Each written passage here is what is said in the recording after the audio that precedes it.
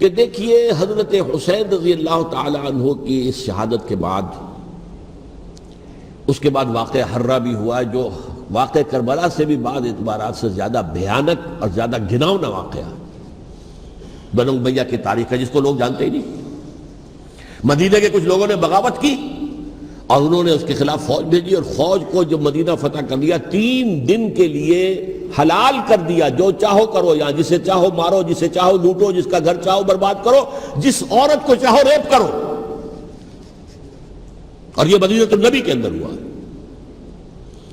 تو کاٹ کھانے والی ملوکیت کے اندر بہت سے واقعات ہوئے۔ عبداللہ ابن زبیر کھڑے ہوئے، انہوں نے حکومت قائم کی تھی، لیکن یہ کہ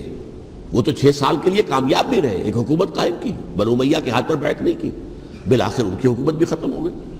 پھر حضرت زید کھڑے ہوئے، انہوں نے بغاوت کی، وہ بھی ناکام رہ گئے۔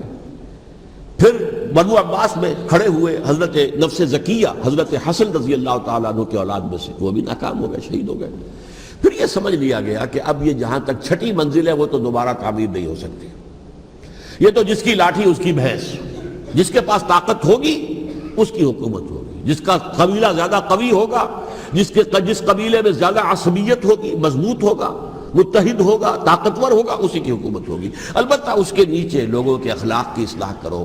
صوفیاء کرام نے وہ کام اپنے ذمہ لیا، اور بالکل وہی کام ہے کہ جو ائمہ اہل بیت کرتے رہے۔ حضرت حسن کی اولاد میں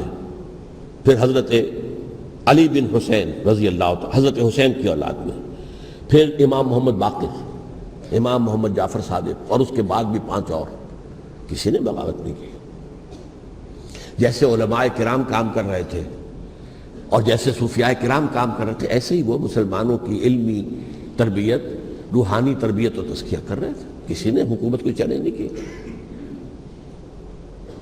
نوٹ کر لیجیے اس بات۔ حضرت علی نے بھی چیلنج نہیں کیا تھا، حضرت حسن نے چیلنج نہیں کیا، خود صلح کر لی۔ تو ائمہ اہل بیت جو 12 یہ گنتے ہیں، جن میں سے آخری جو ہے حضرت مہدی کو تو ابھی ظاہر ہونا ہے، ان کے عقیدے کے مطابق وہ روح پوش ہیں، وہ ظاہر ہوں گے، لیکن 11 حضرات کے بارے میں یہ کہ حضرت حسین کے سوا کسی نے بھی چیلنج نہیں کیا وقت کے نظام، اور حضرت حسین نے بھی اس مغالطے پر کیا کہ کوفی ساتھ دیں گے، اور یہ موقع ہے کہ یہ جو 6ٹھی منزل اسلام کی گر گئی ہے اسے دوبارہ تعمیر کر دیا جائے۔ انہوں نے خلافت کا دعویٰ نہیں کیا تھا، یہ انہیں عوام کو مغالطے میں مبتلا کیا گیا کہ یہ خلافت کا مدعی ہو کر سامنے آیا۔ جیسا کہ میں نے آپ سے کہا تھا، امیر معاویہ نے حضرت علی کے عہد خلافت میں کبھی خلافت کا دعویٰ نہیں کیا، مدعی خلافت نہیں تھے وہ تو یہ کہتے تھے کہ قاتلان حسین جو ہے، قاتلان عثمان کو سزا دو، قصاص دو، بس۔ اسی طرح حضرت حسین نے بھی، اب دیکھیے اس ضمن میں اس میں کوئی شک نہیں ہے، حضرت حسین رضی اللہ تعالی عنہ کی جو شہادت ہوئی ہے، ان کے ساتھیوں کی، اعزاء و اقارب کی، تاریخ انسانی میں یہ عزم، ہمت، شجاعت، مثابرت، صبر، استقلال، استقامت، اس کی بہت روشن مثال ہے، بہت روشن مثال ہے، بہت روشن مثال ہے۔ لیکن اس سے تاریخ کی رفتار پر کوئی اثر نہیں پڑا۔ وہ جو ملوکیت آ گئی تھی وہ اور گہری سے گہری ہوتی چلی گئی۔ واقعہ کربلا کے بعد تو واقعہ حرہ ہوا، میں نے گنوا دیا آپ کو، اس سے زیادہ تو میرے خیال میں کہ اور ہمارے لیے لائق شرم جو ہے کوئی واقعہ ہے ہی نہیں اس پہلو سے۔ لیکن حضرت حسین کا ایک، اب ان کو یہ کہ میں، مطلب یہ کہ اگر میں ان کے ہاتھ پر بیعت کر لیتا ہوں جو کہ اس وقت سامنے موجود تھے، کہ یزید کی بیعت تمہارے ہاتھ پر کرتا ہوں، تو گویا کہ اپنے آپ کو سرنڈر کر دیتے۔ وہی خطرہ جو امیر معاویہ کو تھا کہ مجھے وہ تو پہنچنے بھی نہیں دیں گے علی تک رضی اللہ تعالیٰ عنہ، اور مجھے پہلے ہی شہید کر دیں گے، یہی خطرہ حسین کو تھا رضی اللہ تعالیٰ عنہ کہ مجھے یزید تک پہنچنے نہیں دیں گے، پہلے ہی قتل کر دیں گے۔ اور ویسے بھی یہ ایک شرافت، مروت اور حمیت اور غیرت اور عزت نفس کا تقاضا بھی تھا کہ بھائی معاملہ ہے یزید کا، میرا مجھے وہاں جانے دو، اللہ اللہ خیر سے لو، یو کین اسکورٹ می، میرے دائیں بائیں چلو تاکہ میں کہیں اور بھاگ نہ جاؤں تمہارے خیال میں،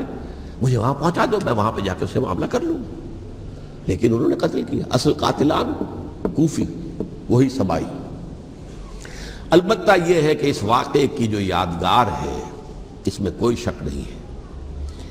کہ اس نے مسلمانوں میں سے ایک گروہ کے دل میں قربانی اور شہادت کا جذبہ بہت پیدا کیا، اس میں کوئی شک نہیں۔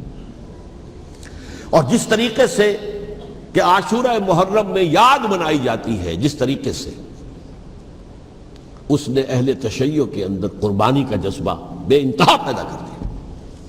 اگرچہ وہ جذبہ بروئے کار نہیں آتا، اس لیے کہ ان کے ہاں یہ عقیدہ ہے، یہ طے ہے کہ جب تک حضرت مہدی ظاہر نہیں ہوں گے ہم کسی کے خلاف بغاوت نہیں کریں گے۔ یہ پوری تاریخ میں ان کا معاملہ رہا، تمام جو ہے ائمہ اہل بیت کا معاملہ رہا، جب تک مہدی نہیں آتے keep sitting and keep waiting, wait and see, that's all. یہ تو خمینی صاحب نے کیا ہے، آیت اللہ خمینی صاحب نے، کہ انہوں نے یہ ایران کے شیعوں کو باور کرایا کہ بھائی جب آئیں گے حضرت مہدی آ جائیں گے،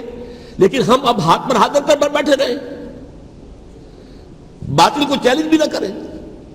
ہمیں کچھ تو کرنا چاہیے، وہ ہاتھ پاؤں ہلانے چاہیے، اور کچھ نہیں تو مہدی کا راستہ جو ہے صاف کرنا چاہیے، تمہید کرنی چاہیے، ان کے راستہ ہموار کیا جائے۔ تو یہ ان کی بڑی عظمت ہے آیت اللہ خمینی صاحب کی کہ اہل تشیع ایران کے جو ہے ان سے انہوں نے یہ بات منوا لی کہ ہم بالکل انرٹ نہیں بیٹھے رہیں گے، بلکہ اب انہیں نائب امام قرار دے کر اور ولایت فقیہ کے فلسفے کے حوالے سے، یہ دو چیزیں ان کی جو ہیں بنیادی فلسفے کی ہیں، وہ اس وقت میرا موضوع نہیں ہے، انہوں نے عوام کو ایسا کھڑا کیا ہے کہ 20,000 سے لے کر 30,000 کے درمیان انسانوں نے جانیں دے دی، عورتوں کے جلوس نکلے،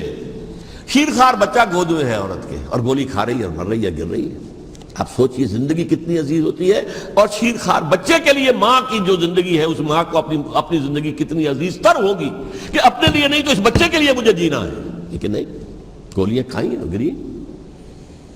یہ جذبہ انہی میں ہے۔ واقعہ یہ ہے کہ اہل سنت کے اندر یہ جذبہ نہ ہونے کے برابر ہے، یہ میں واشگاف الفاظ میں کہہ رہا ہوں۔ پورے عالم اسلام میں صرف شیعہ ایران ایسا نکلا ہے کہ جس نے بادشاہت کا خاتمہ کیا، باقی سعودی عرب میں بادشاہت بیٹھی ہوئی ہے، ڈٹ کر بیٹھی ہوئی، اربوں ڈالر کا ایک ایک محل بنتا ہے ان بادشاہوں کا، اور سنی سن ہے، سن، کوئی حرکت نہیں۔ وہ تو اب جو حرکت ہو رہی ہے وہ اینٹی امریکن حرکت ہے جو ہو رہی ہے، وہ در حقیقت وہ مسئلہ بالکل دوسرا ہے جو اس وقت ہو رہا ہے، لیکن یہ کہ عالم اسلام میں کوئی تحریک ایسے نہیں اٹھی۔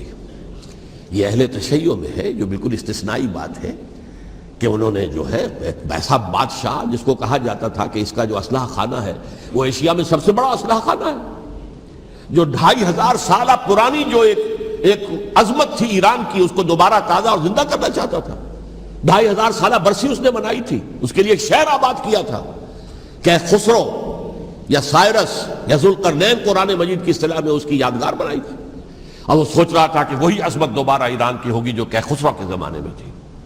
جس کا قرآن مجید میں سورہ کہف کے اندر ذکر ہے، مشرقی فتوحات، مغربی فتوحات، شمالی فتوحات۔ تو وہ بادشاہ ہے، اس کو بھاگنا پڑا وہاں قربانی کی وجہ سے۔ تو یہ جو ہے واقعہ کربلا نے، اس میں کوئی شک نہیں ہے کہ ایک ایسی مشعل روشن کی ہے جس کو کہ ہر شخص کو دیکھنا چاہیے۔